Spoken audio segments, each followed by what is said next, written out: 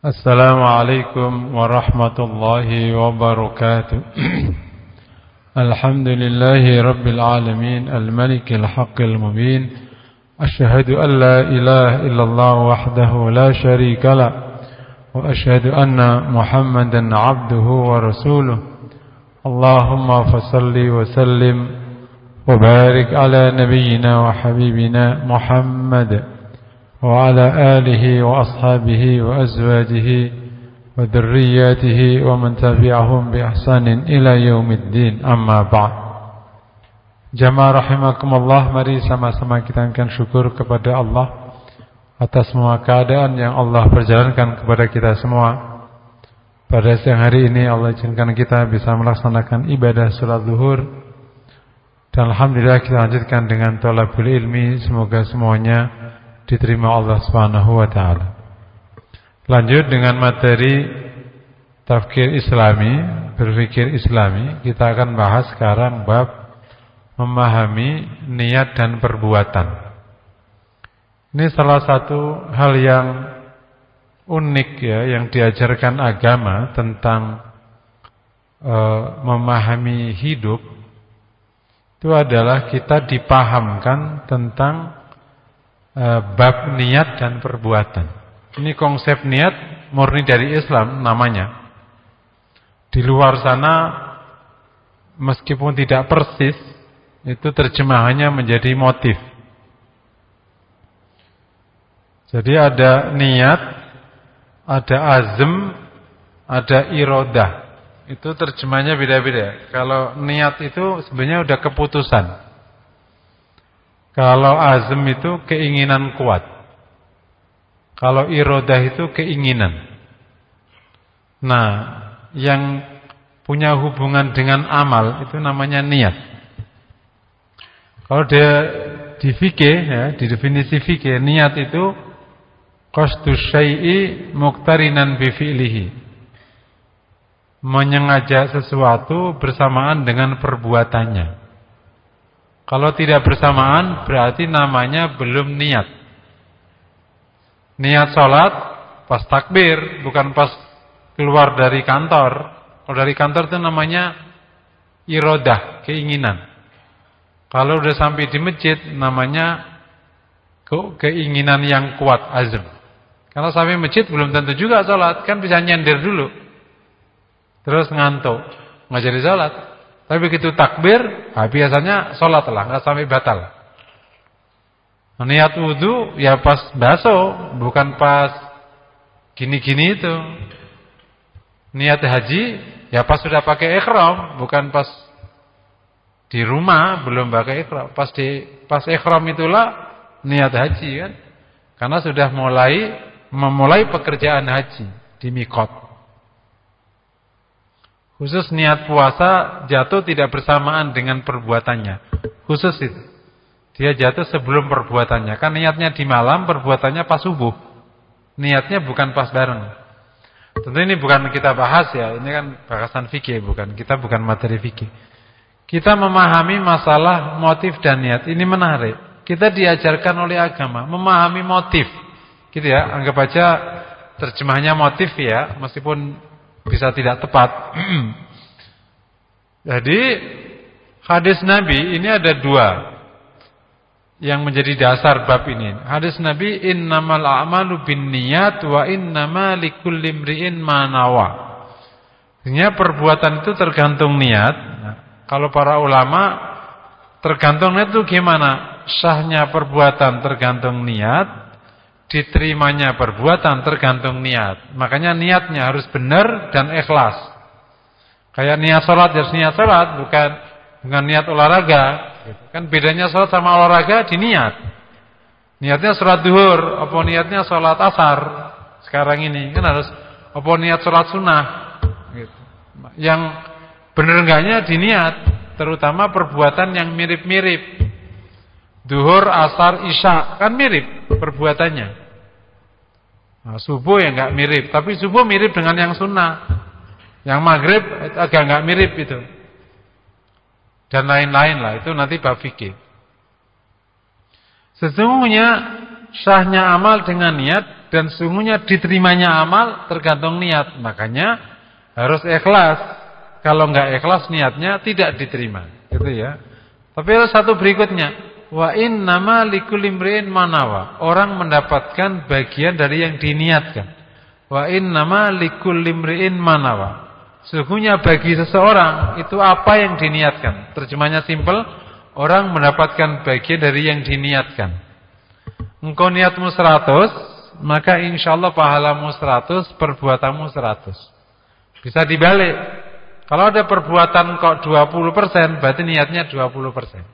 Contoh paling gampang, orang pengen kawin lagi. Itu enggak ada yang niat itu. Serius kan? Orang sering mau kawin lagi ya? Ayo mau. Tapi pada berani enggak? Enggak. Berarti namanya enggak niat. Ngomong doang. Kayak ada orang ngomong, aku ngafal Quran. Hafal Quran enggak? Kan banyak. Kalau kita pengajian, siapa yang ingin hafal Quran? Hafal Quran. Angkat kan? Hafal Quran enggak? Enggak. Kenapa? Ini enggak niat. Karena kalau niat hafal Quran. Karena wa innama likulli imri'in mana? Orang mendapatkan yang diniatkan. Niatmu 100, dapat 100. Kalau enggak dapat 100, berarti niatmu enggak 100. Berarti namanya setengah-setengah. Gitu. Makanya Ibnu Qayyim rahmatullahi alaihi dia menyebutkan di salah satu bukunya, orang mukmin itu akan mendapatkan yang diniatkan. Orang mukmin itu dapat yang diniatkan. Kalau enggak, ya berarti enggak niat. Ini kalau contoh sederhana ya. Kalau sekarang istri kita enggak salihah, berarti dulu niatnya enggak cari yang salihah. Serius. Ini ada kisah nyata ini. Jadi aku tiba-tiba itu diberhentikan jamaah di lift. Masih ingat tuh, di salah satu kantor BUMN, Pak.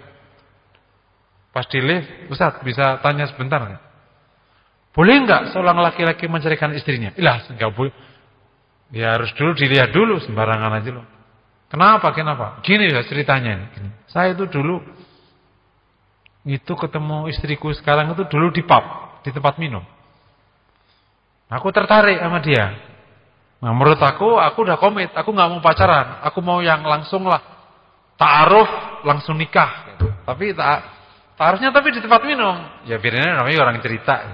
Lah kok bisa? Ya aku udah bosen lah pacaran kan, aku mau yang langsung halal. Oke, bagus lah.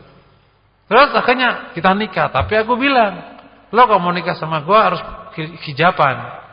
Ya udah, akhirnya dia mau. Nikahlah. Tiba-tiba sekarang itu enggak mau hijaban, Ustaz. Ya, jadi aku kecewa. Boleh enggak aku cerai? Aku nanya, lo dulu waktu nikah itu nyari yang solihah atau nyari yang cantik, syukur-syukur solihah? Serius aku nanya. Dari awal lo itu lebay, ngajak ta'aruf, ngajak halal, tempatnya tempat pub. Itu dari awal lo itu mau nyari istri yang cantik, bukan yang solihah. Kalau ketemunya enggak soleh, emang kamu enggak niat. Paham lo? Serah lo mau cari muka agak, emang enggak soleh, kamu diapain gitu. Gituin lah. Emang enggak niat dari awal. Kalau niat solihah, nyarinya enggak di pub. Nyarinya itu di mihrab tuh, begitu. Tuh, pengimaman cari itu. Ada wanita di situ, baru ketemu Siti Maryam gitu. Paham ya? Ada, kita sering ngomong kan, aku ingin punya anak laki-laki hafal Quran, betul? Sering ngomong gitu kan? Hafal Quran enggak anaknya? Enggak, emang enggak niat. Kalau niat hafal Quran. Karena wa innama likulli imri'in ma nawa. Nah, dari bab ini itu menarik. Kita harus paham mindset tentang perbuatan. Hubungan antara perbuatan sama niat sama hasil. Jadi kan perbuatan itu di tengah. Ke atasnya namanya hasil, natijah, ke bawahnya namanya motif. Dan Islam ini ngurus ini semua. Tengahnya di perbuatan. Kata Nabi, perbuatan ini sahnya tergantung niat. Dan orang mendapatkan bagian dari yang diniatkan. Bagian hasil itu dari yang diniatkan. Kembali ke niat. Jadi perbuatan ditentukan niat, hasil juga sama niat. Oleh karena itu, di kaidah fikih itu, di kaidah ada materi namanya qawaidul fikih, kaidah-kaidah fikih. Ini adalah implementasi dari usul fikih yang disimpelkan, namanya qawaid fikih. Ada kaidah yang terkenal namanya al-umuru bi maqasidiha. Perbuatan itu sesuai dengan tujuannya. Nah, dari sini saya ingin petakan, nanti bapak-bapak bisa lihat sikapnya gimana. Ada niat baik, perbuatan baik. Nanti nyikapnya bagaimana? Niat baik, perbuatan buruk. Sikapnya gimana? Niat buruk, perbuatan baik. Niat buruk, perbuatan buruk. Ya. Sekarang ada niat baik, perbuatan baik. Orang ketemu anak yatim, niat ngasih anak yatim, mengeluarkan anak yatim. Namanya ngasih duit ke anak, namanya niat baik, perbuatan baik. Paham ya? Niat baik, perbuatan buruk. Contohnya gini, ada seorang ibu mau belanja ke pasar. Di rumah cuma ada adik kakak. Rumah baru dicat. Kata banyak, "Dek, jagain adik ya, jangan sampai nyoret-nyoret tembok baru dicat. Masak baru sehari juga udah coret-coret. Pokoknya jagain. Jangan sampai adikmu nyoret." Caranya mata serah, tapi ya yang ini akhirnya mamanya begitu pergi, adiknya langsung nyari spidol, nyari apa. Dia mau ngapain? Yang gambar, mumpung gak ada mama. Dibilang gak boleh. Ya gak apa-apa, tempel. Nangislah dia. Setelah nangis mamanya datang. Kenapa dia? Aku dipukul sama kakak. Ya dia mau nyurat tembok. Ya jangan sampai dipukul. Ya salah. Lah kata dia suruh jaga. Ya jangan, maksudnya jangan sampai kau pukul. Itu namanya niat baik, perbuatan buruk. Ada seorang sahabat, kan cerita terkenal di Fima Rawahul Baghawi, hadis sahih. Seorang sahabat itu masuk masjid, mendapati Nabi sudah ruku. Karena Nabi sudah ruku, ia baru masuk di pintu masjid, maka dia takbir sebelum ketemu shaf. Waktu takbir langsung ruku, langsung jalan menuju shaf. Sambil ruku, sambil jalan menuju shaf. Akhirnya salat selesai. Mau nanya nih, dapat jamaah apa enggak?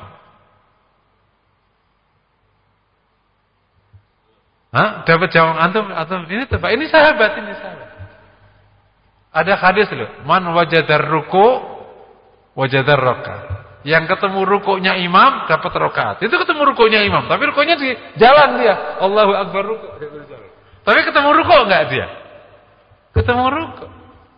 Niatnya baik, jangan sampai ketinggalan jamaah. Ya kan? Tapi caranya enggak lumrah.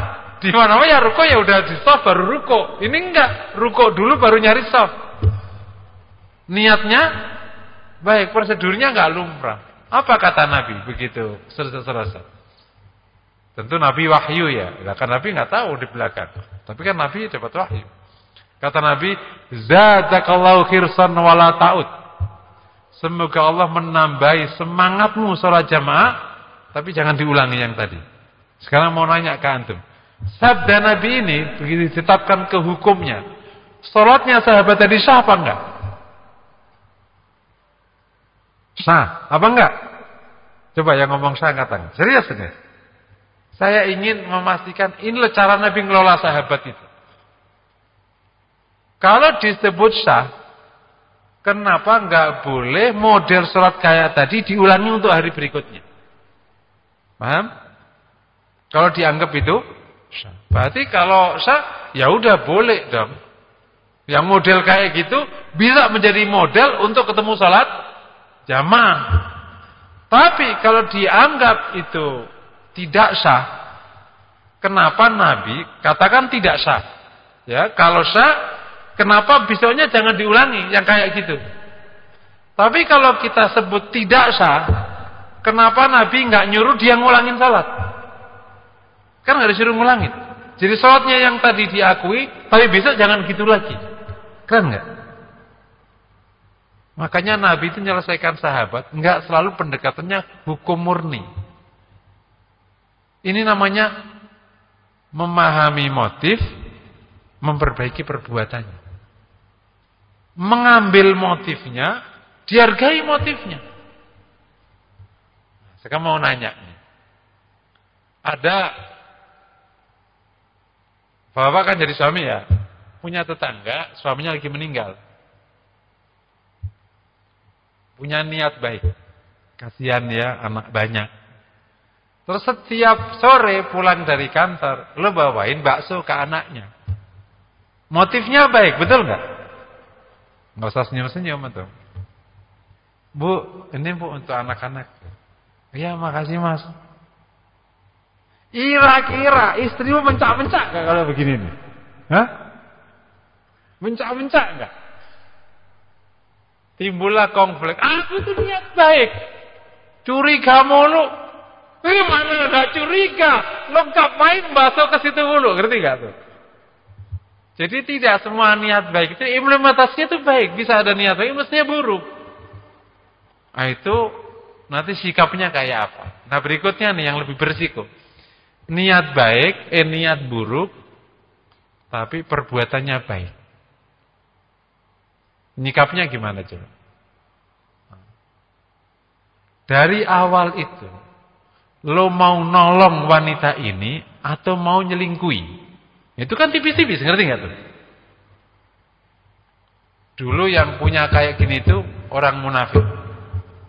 Munafik itu ciri khasnya niat baik, perbuatan buruk. Niat buruk, perbuatan. Sekarang ada orang datang ke tempat bapak. Ini bapak kan orang pajak ini. Pak, konsultasi dong pak. Oh iya. Pusing pajak. Kalau sama bapak kan langsung. Pertanyaannya itu perbuatannya kan baik kan? Konsultasi konsultasi. Itu tapi niatnya apa? Niat konsultasi murni supaya bayar pajak benar atau konsultasi untuk nyari deal? Nah, kayak gini nggak usah bodoh. Nah, orang Islam itu suka kejebak di sini.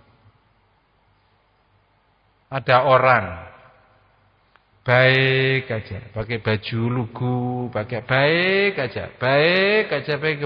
Niatnya nggak kebahas. Nah, dulu Rasul kayak gini tuh nggak bisa ditipu. Rasul itu bisa mengenali motif orang berbuat. Ada kisah yang menarik nih.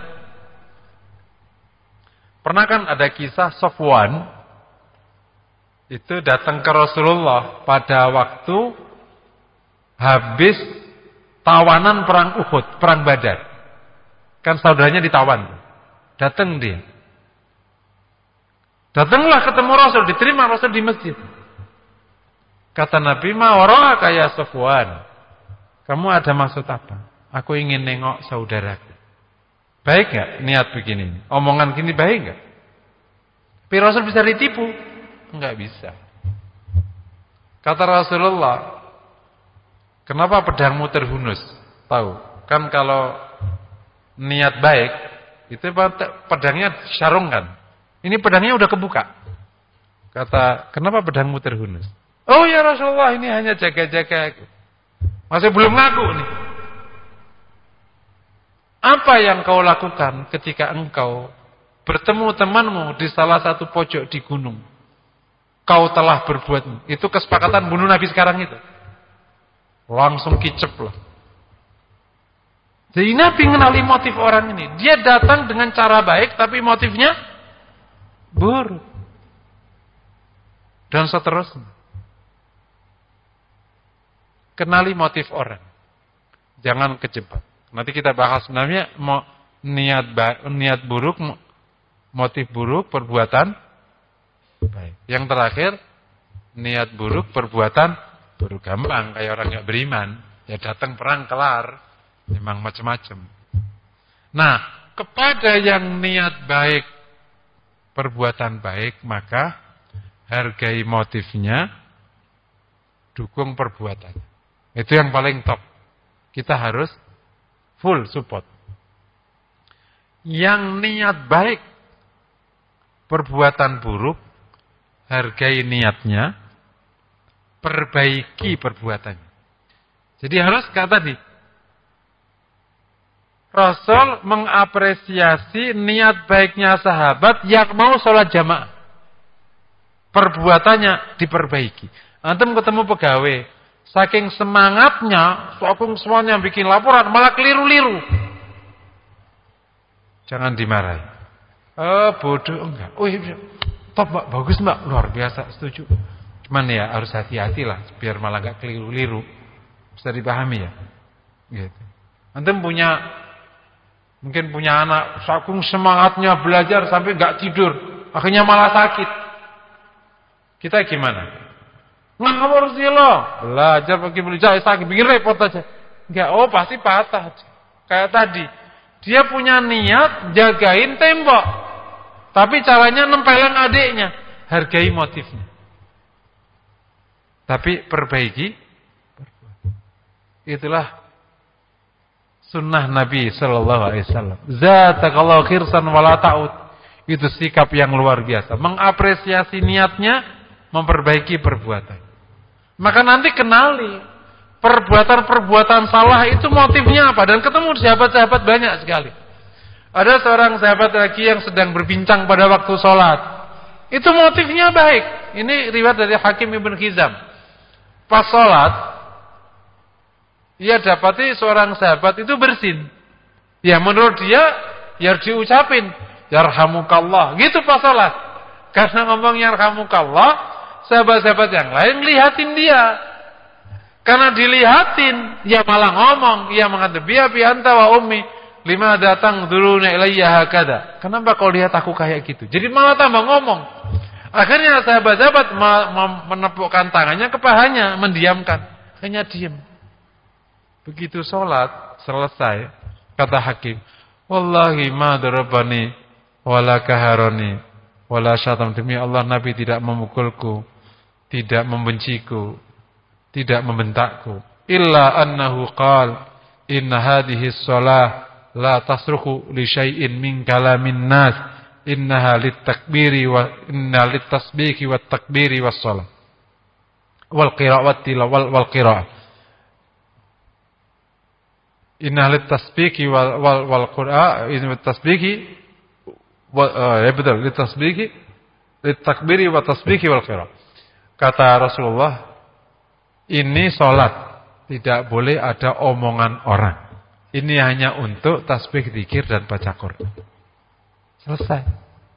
Karena dia melakukan itu karena tidak tahu. Jadi tidak tahu itu bagian dari alasan kenapa orang salah.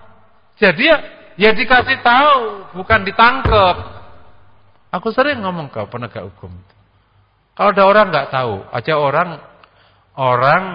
orang baik, orang benar. Terus bikin laporan keliru, keluh.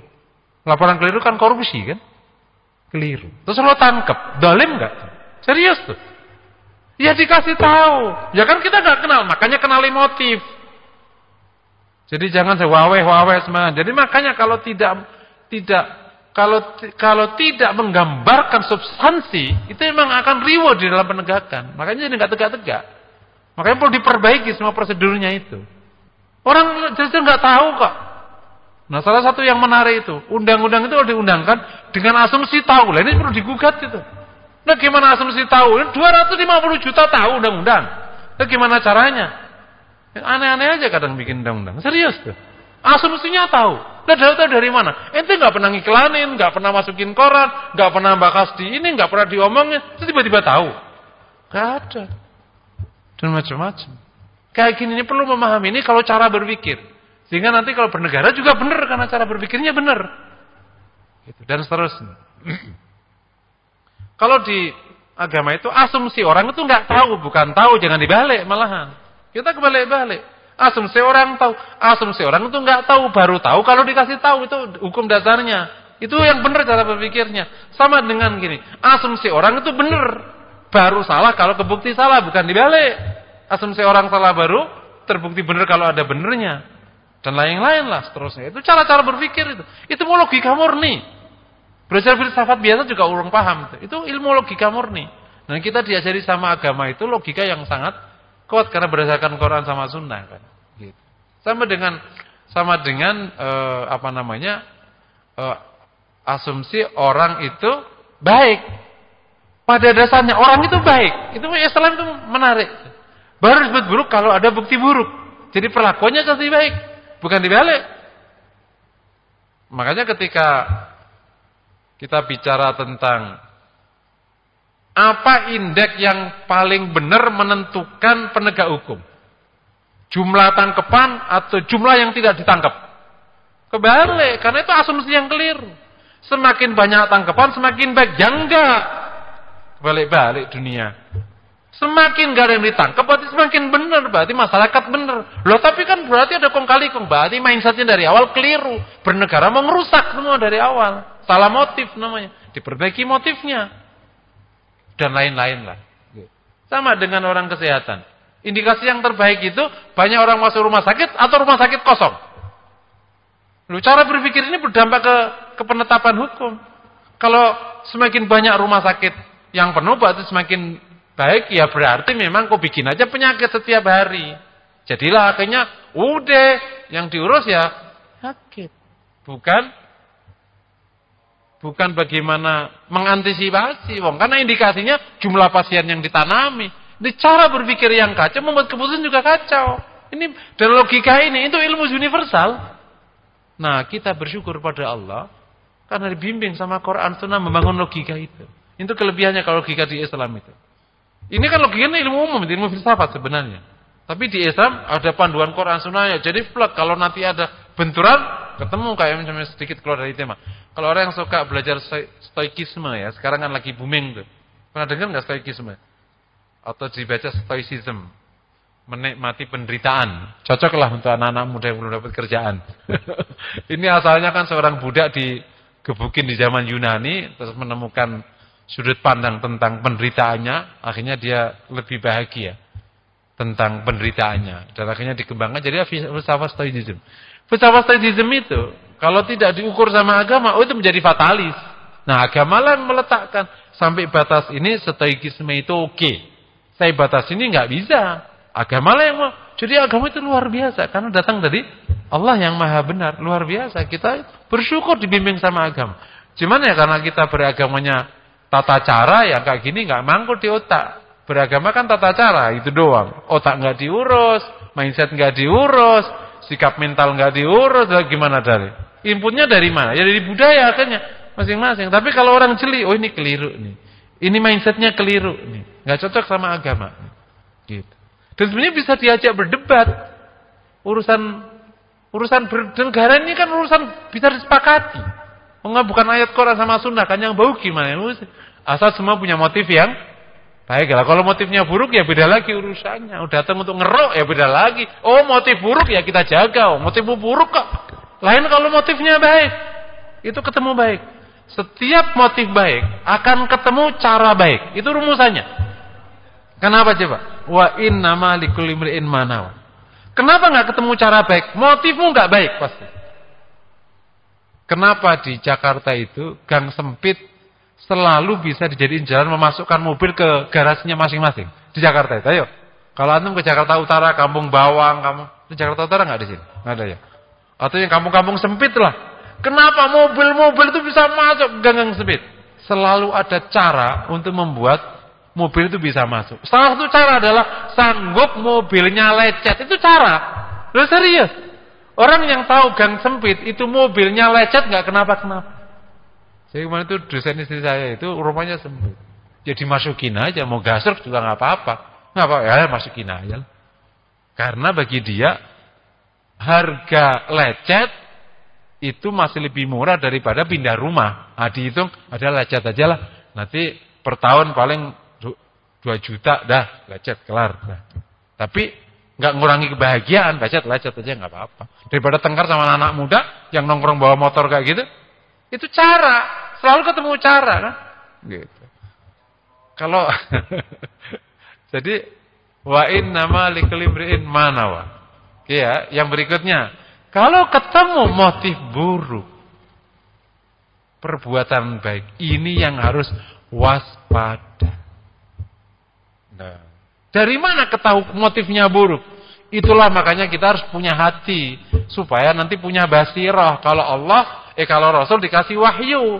Kalau selain Rasul gimana? Ya menggunakan Kebersihan hati. Ini orang apa? Nanti ada namanya tanda-tanda, isyarat-isyarat. Motifnya apa? Dan bapak-bapak ini orang yang paling sering ketemu orang motif buruk cara baik. Masa nggak usah polos. Saya suka mengatakan, mukmin ini telah diajarkan oleh agama menjadi orang jujur. Ini sudah bersyukur kita. Ini ya. Banyak anak-anak muda, Masya Allah. Gitu. Tapi belum terbiasa untuk tidak dibohongin. Jadi orang jujur itu sampai sekarang dianggap sama dengan polos. Jujur itu wajib, polos itu pilihan. Ya bisa polos, bisa nggak polos. Jujur itu wajib, mengatakan semuanya itu pilihan. Jujur itu wajib, lugu itu pilihan. Jangan sampai setiap orang baik datang padamu kau anggap baik. Itu lugu, bukan husnudzon. Husnudzon itu membaca tanda. Ini ada tanda nih. Ini orang konsultasi. Kenapa kok ada arah-arah? Ya dia kan baik Ustaz. Ya konsultasi, aku kasihlah konsultasi. Jebak. Nah kan? Dan gak sedikit orang. Gitu. Nah ini kalau Rasul nggak bisa dijebak, kalau dikasih tahu sama Allah Ta'ala, gitu.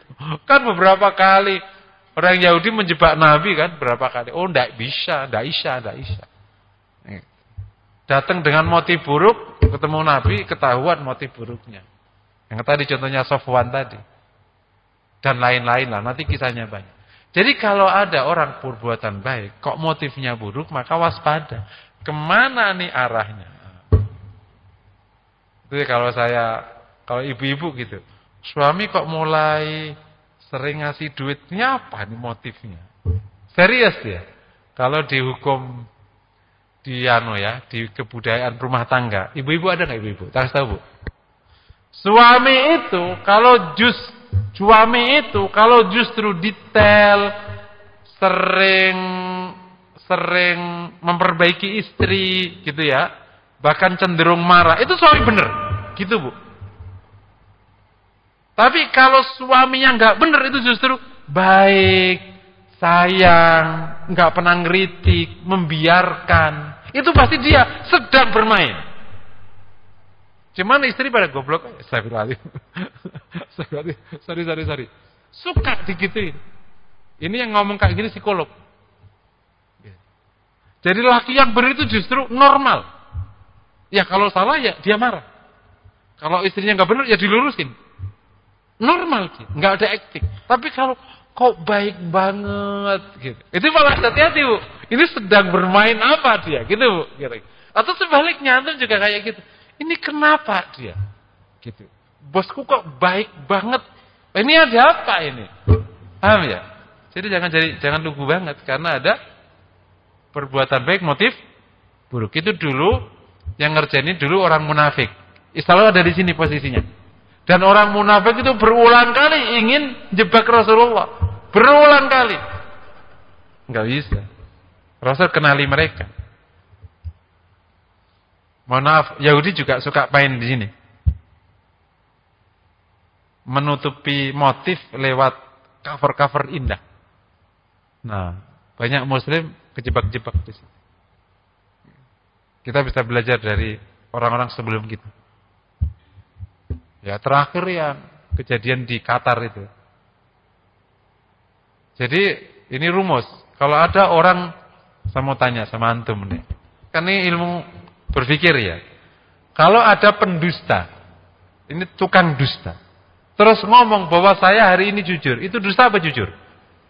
Coba, saya mau nanya ke antum. Ada pendusta, ngomong hari ini. Bro, gue jujur nih. Saya nanya. Itu jujur atau dusta? Coba yang ngomong jujur angkat tangan. Yang ngomong dusta angkat tangan. Jadi pendusta itu jujurnya adalah dusta. Dustanya ya dusta. Terus gimana? Ya nggak dianggap. Itulah keputusan para ulama ke pendusta. Jadi pendusta itu wujuduhu ka'adamihi. Inti ngomong apa nggak aku anggap. Karena nggak ada nilainya. Kenapa? Nggak bisa dipegang. Jujurmu aja itu aku ragukan kejujuranmu. Gimana kamu dusta? Ngerti gak? Bro, gue jujur banget. Itu jujur apa dusta itu? Paham gak? Nah tiba-tiba ada pendusta ngajak rapat. Dusta apa jujur? Ya nggak direken. Nah kita sering kayak gitu-gitu los. Tiba-tiba ada pendusta ngajak rapat. Baik-baikan. Itu dusta apa jujur? Ya nggak direken. Yang nggak gini-gini itu harus paham. Jadi yang terakhir motif buruk perbuatan ya siap-siap tatakan gitu kira-kira kayak Rasul ngadapi orang kafir. Nah kelebihannya kufaru Quraisy itu perbuatan buruk motif buruk jadi gampang ngadepinnya. Nah masalah utama orang munafik sama Yahudi itu motif buruk tampak baik. Wah itu bikin repotnya tak terkit. Dan mukmin juga kejebak di poin ketiga. Perbuatan baik motif buruk. Akhirnya kejebak-jebak. Dan berulang kali kisnya. Nah ini bab tentang masalah niat sama perbuatan. Tapi secara umum ya. Di bab ini ada beberapa poin penting ya. Ini baru pemetaan hubungan niat sama perbuatan ya. Yang pertama di Islam itu yang dihargai di Islam itu 3 level. Ya, yang pertama motif dihargai, niat, amal dihargai, hasil dihargai. Ya. Kalau 3-3-nya bagus, berarti dapatnya 300%. Kira-kira kayak gitulah ya. Ya enggak ada 300%, dapat masing-masing dapat. Tapi kalau niatnya saja amalnya bagus, berarti dapat 2. Niatnya saja, amal buruk, hasil buruk dapat 1. Contoh, suami niat cari nafkah. Terus udah kerja, tapi nggak dapat duit. Dihargai. Boleh nggak minta cerai? Nggak boleh. Paham ya? Istri sudah berusaha taat-taatnya. Tapi ketemunya ya berantakan rumahnya karena memang beda budaya, nggak cocok aja sama suaminya, jadi konflik, nggak bisa diapa-apakan karena dia sudah punya niat, punya usaha. Ada suami udah punya niat cari nafkah, tapi boro-boro ada kerjaan aja nggak dapat. Kalau kerjaan nggak dapat, boro-boro bisa nyukupin. Minta cerai boleh nggak? Nggak boleh. Karena ada niatnya. Loh, luar biasa. Kecuali nanti ada fakta yang khusus, saking sengsaranya, nanti beda lagi urusan. Tapi secara umum, niatnya orang itu, jadi ada 3 level. Nah, di antara 3 ini, masing-masing punya posisi penting. Dan niat justru yang paling penting. Gitu. Jadi masing-masing dari 3 ini, niat, amal, sama hasil. Justru yang paling penting posisinya itu di niat. Innamal a'malu binniyat wa innamal likulli imri'in ma nawa. Pentingnya dari mana? Dari 3 poin. Yang pertama, sahnya amal kalau di konteks agama, itu dari niat. Itu dulu dilihatin. Setelah itu baru perbuatan. Kedua, diterimanya juga dari niat. Bahkan banyak perbuatan yang tampak biasa, niatnya bagus, diterima oleh Allah. Yang ketiga, kualitas dan kuantitas perbuatan ditentukan oleh kualitas dan kuantitas niat. Kenapa saya sebutnya kualitas sama kuantitas? Kualitas itu adalah kesungguhan. Kuantitas size-nya berapa? Contoh gini Anda. Aku ingin hafal Quran. Ya, aku ingin hafal Quran. Seberapa kuat dorongannya? 100% berarti dapat. Tapi size-nya berapa? Aku hafal Quran 30 juz atau sejuz. Jadi kalau aku hafal Quran 30 juz, terus 100% ya insya Allah 30 juz hafal. Tapi aku mau hafal Quran sejuz aja, ya size-nya sejuz. 2 ya? Ya enggak. Ya dapatnya 1. Makanya kalau misalnya aku hidup itu ya, yang penting aku punya istri 1, 2 anak, dah gitu aja. Ya udah dapat segitu. Karena memang kuantitas niatmu segitu. Tapi kalau aku udah di samping punya istri, anak, ya nanti syukur Aku bisa bantu saudara, aku bisa bantu. Ya nanti dapat di atasnya lagi. Syukur nanti aku bisa bangun masjid. Minimal punya 2 lah wakaf ke masjid. Ya nanti dapat segitu. Dengan izin Allah Ta'ala. Jadi kualitas itu tentang kekuatan dorongan, size-nya berapa. Dan Rasul mengajarkan kepada kita, niatnya itu benar, size-nya besar. Dahsyat kan Rasulullah. Kita diajarkan khasanah fi dunya wal akhirah. Kita diajarkan dakwah. Dakwah itu apa? Mikirin orang lain. Dari awal size-nya besar. Kuntum khaira ummah ukhrijat linnas ta'muruna ukhrijat linnas, dikeluarkan untuk orang lain. Size-nya udah besar dari awal. Saya coba benar-benar ya, saya coba komunikasi dengan banyak pihak. Yang tidak punya misi dakwah, hidup itu Pak, persis begini rutenya. Serius. Mohon kita bisa evaluasi. Ini hidup kalau orang tidak punya motif selain untuk hidup nyaman, normalnya orang kan. Orang sini kalau nggak punya leadership bagus, visi dakwah dan macam-macam, hidup itu gini rutenya. Sekolah SD favorit, SMP favorit, SMA favorit, perguruan tinggi favorit, kerja di daerah Sudirman dan sekitarnya. Kalau orang Depok rutenya nih SD Anyelir. Dengar nggak SD Anyelir, antum tahu nggak? Favoritnya orang Depok tuh, Jalan Nusantara. Semua sekolah terbaik itu di daerah Depok 1. SD Anyelir, SMP 2. Terus SMA 1, terus UI, kan tinggal nyebrang aja kan, nyebrang kereta. Terus kerja di Sudirman. Terus umur 40 lunas cicilan, 55 ngawinin, 60 pensiun, mati. Nah itulah hidup. Pertanyaannya, antum mau motif hidupnya kayak apa? Mau begitu? Oh ya silakan aja. Dapatnya ya gitu. Betul itu rute normal. Betul nggak kira-kira? Begitu nggak? Nah kalau agak rute nggak normal, sekolah nggak favorit, kerjanya kurang favorit. Ya berarti bisa aja 40 nggak lunas. Begitu kira-kira gitu. Bisa aja ya agak mundur dan lain-lain gitu. Dan berapa anaknya? Ya 2, nggak bisa lebih. Istrinya ya 1. Jadi nggak usah ngada-ngada. Segitu aja sudah. Itu aja sudah pol-polan. No. Jadi kalau pertanyaannya, segitu size hidup kita akhirnya.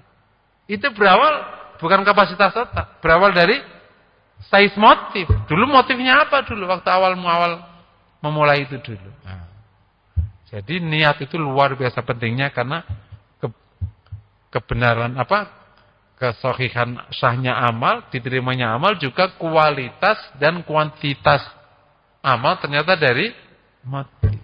Ya, nomor 3 ya yang perlu dipahami. Dalam memahami niat sama amal ini, itu bisa menggunakan 2 rute langsung untuk mengecek. Gini ceritanya. Kalau engkau dapati amalmu dan hasilmu tidak maksimal, tolong dicek motifnya. Kalau kau dapati hasilmu enggak maksimal, apa aja urusan? Urusan akhirat bisa, urusan dunia juga bisa. Kenapa? Wa innama likulli imri'in. Nah, ini jadi hasilnya misalnya gini. Kenapa ya anakku kok jadi badung-badung? Naudzubillah. Jangan-jangan enggak punya niat punya anak salihah. Anak soleh. Niatmu itu anak ganteng. Jangan-jangan dari awal emang gitu doang niatnya, serius nih. Jangan dianggap remeh, bisikan hati pada waktu pembuahan dan macam-macam. Karena mungkin dari awal dia mungkin agak kurang famous gitu. Ya Allah, berikan anak ganteng. Fokusnya ke ganteng doang. Gitu. Ya udah dapatnya ganteng. Jadi kalau ada hasil X, amal X, kok nggak seperti yang kau harapkan, lihat motifnya. Disebalikan juga bisa dibalik. Kau perhatikan motifmu ke arah mana, kau bisa perhatikan perbuatanmu ke arah mana. Itu ketahuan. Oke. Coba, kenapa kau nggak sungguh-sungguh belajar? Emang motifnya memang tidak ingin sekolah tinggi. Emang motifnya ingin dapat uang saku banyak. Gitu. Itu bisa kelihatan di anak-anaknya. Nanti kalau ada seakan-akan punya motif tinggi, tapi kok nggak ada perbuatannya. Berarti bukan motif, namanya ngomong doang. Dan itu banyak anak-anak. Biar aku nanti mau ini, tapi nggak ada perbuatannya. Berarti tidak motif, nggak niat.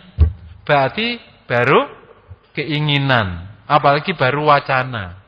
Gitu. Karena kalau ada perbuatan itu otomatis ketemu amal, ketemu hasil. Kini kok ada niat diomongkan, kok nggak ada bukti-buktinya. Aku itu pingin hafal Quran, paling gampang tuh 30 juz lah. Ya udah, doakan lah, insyaallah. Kamu udah berapa nih Dek sekarang Dek?